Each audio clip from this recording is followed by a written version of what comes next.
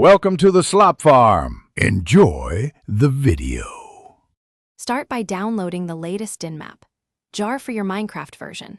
Place that jar into your server's plugins folder and stop or start the server. Restart the server so Dynmap generates configuration and web folders automatically. Configure your host firewall and router to open port 8123 for external access.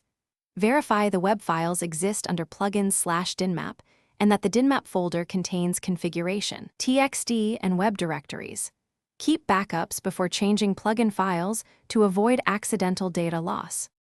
Open plugins/Dynmap/configuration. txt with a plain text editor to edit settings. Set web server, true, and change web server port to 8123 for browser access. Adjust map radius or render radius to 512 blocks to balance performance and coverage.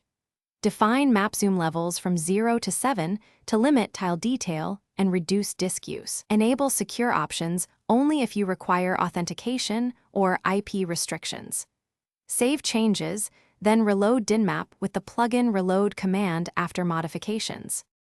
To build the live map, run the console command /dynmapfullrender for the desired world. Monitor the render progress in the server console and watch CPU and memory usage while rendering. Open a browser and visit http://server IP 8123 to view the live map and active markers. Create markers or overlays via the Markers API or plugin commands to highlight important locations. Schedule incremental renders during off-peak hours and limit concurrent render threads to reduce server lag and maintain stable gameplay.